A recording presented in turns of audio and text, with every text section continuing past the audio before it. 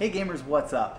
Okay, so I was at a flea market not too long ago and I came across something a little unique, a little original. You may have already seen one before, but it brought back some fun memories and I enjoyed playing it, and I thought it was worth talking about just for the heck of it as something a little different than what I normally do. You may have heard of those old Power Play Super Joy 3 consoles. They're basically what look like a N64 controller that has a cartridge slot built into the back of it, and it normally came with another controller. It looked like a Genesis controller, but they were these Chinese bootleggy consoles that were unlicensed. And I want to say, actually, in the history of the system, there's a guy who ended up doing like 5 years in an American federal prison for selling them at the Mall of America and distributing them throughout the United States. So he took some charges for pirating and selling pirated merchandise. So that's a whole interesting thing that you can just jump on Google and check out. But I got one of the cartridges. I'm going through this bin of garbage electronics at this flea market, and I come across the cartridge and I'm like, what's this? It looks like a Famicom cart. And then I come across the system, which was totally trashed. So I just take the cart up to the guy and I buy the cart off of him for nothing. And I took it home, and actually I ran by Warp Zone with it first, and we played it at Warp Zone for a little bit, and Darren enjoyed it, I enjoyed it, we had a good time. Then I took it home and played it at home really extensively and checked it out. So I thought I'd give you my thoughts on it, just why not, So what it is it's this cartridge that says 76,000 games in one. And of course it doesn't have 76,000 games on it. It has about 76 games on it, and they just keep repeating over and over and over and over. And it's your typical 60-pin Famicom cartridge. It's about 1/3 the size of an NES cart, and just kind of a cool little thing to plug into the console and play. Now, one of the weird things about this cartridge is all the games on it are a little bit altered. First of all, the titles of each game, as you go through the menu, each one has like a little letter code at the end, like 3 or 2 letters. So you've got your Super Mario SWQ. And on the title screen of each game, there's normally, and not in all cases, but in most cases, there's some kind of alteration. Like the actual title screen itself will be missing. They'll just be press start or whatever. It's kind of weird. You boot up, let's say, Super Mario Brothers, for example, and it doesn't say Super Mario Brothers up there. It just has the 1 and 2 player start, which is a little unique. So then I jumped into the games themselves. I started off with games I knew. I played Twinbee JA. When I name the titles, I'll name how they're written on the actual list of games on the cart. So yes, Twinbee JA. And it's just Twinbee for Famicom, so there's no big deal there. It's fun to play, so I enjoyed it for a little while, and then I jumped into Super Mario SWQ, which was just Super Mario Brothers with the missing title screen and everything, so, Next, I thought I'd try something that I hadn't played. Aladdin 3 RJZ popped up, and that one's just funny. I don't know what's going on with that game. I have no idea what it is. It's probably some hack taken from another game or something, but I can't recognize it. If you do, leave a comment and let me know. It reminds me a lot of a hacked Harry Potter game that I once played, where you're Harry on your broom and you're shooting. It's like a horizontal shooter.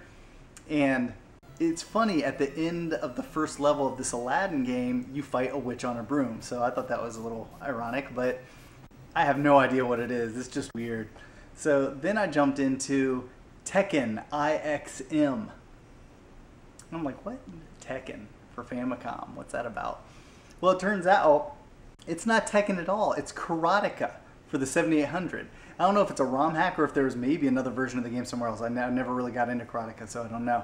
But it definitely looks different than the 7800 version. There's some changes there. The colors are different.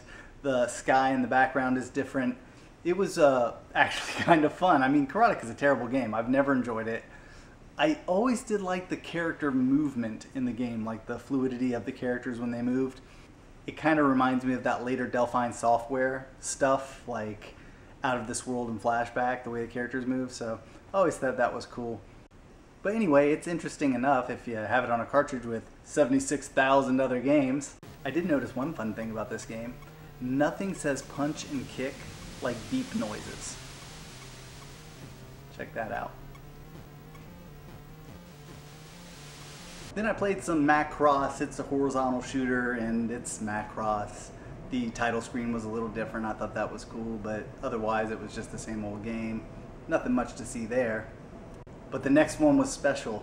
Monkey AGG, which is just Donkey Kong Jr., but it's a ROM hack. It was really weird looking, kind of like a Donkey Tron Jr. It was very nice. I enjoyed it, and I played into it, and I was like, hey, I'm just going to play the heck out of this game and see what happens. But after you beat the first 2 levels, it just reverts back to original Donkey Kong Jr., and nothing's different after that, so it was kind of a huge letdown for me. After that, I played some Elevator AQW, and that is, of course, Elevator Action, one of my all-time favorite games. I used to play that in the arcade when I was a kid. Very fun. I played that for a while. And after that, we played some Excite Bike, EKA.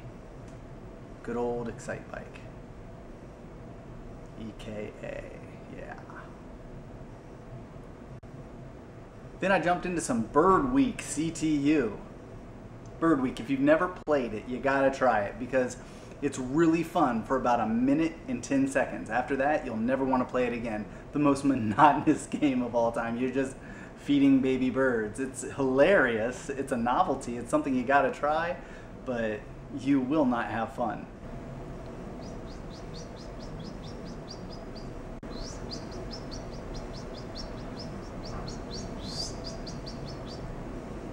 Sorry. After that, we played Speed Tank SRE, which sounds awesome, but you click on it and it goes to the title screen, and the title screen is actually Tank A 1990. You're like, okay, I'll play Tank A 1990, and then you hit start and you realize you're playing Battle City. The game with 3 names, very cool. It was kind of fun. It reminds you of the Tron battles with the tanks in the old original Tron arcade game, but it is what it is. I played that for a little while.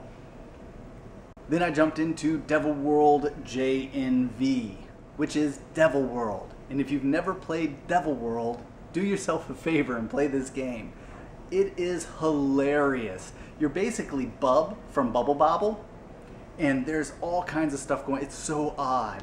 You have demons and the devil up on the top of the screen, and you go through like a Pac-Man maze with these grindy rollers on the side following you back and forth, and you have to move as they move so you don't get crushed. And there's crosses and Bibles, all kinds of these crazy biblical images, and ice cream.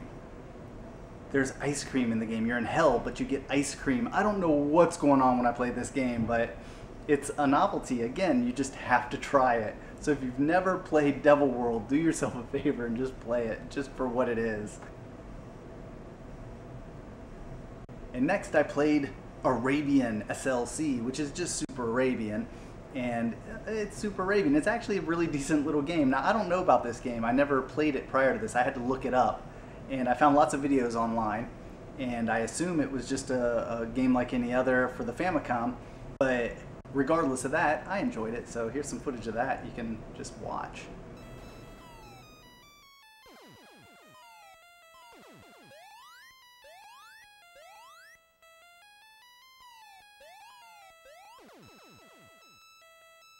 And that's it. So if you ever happen to find one out in the wild, go for it, grab it.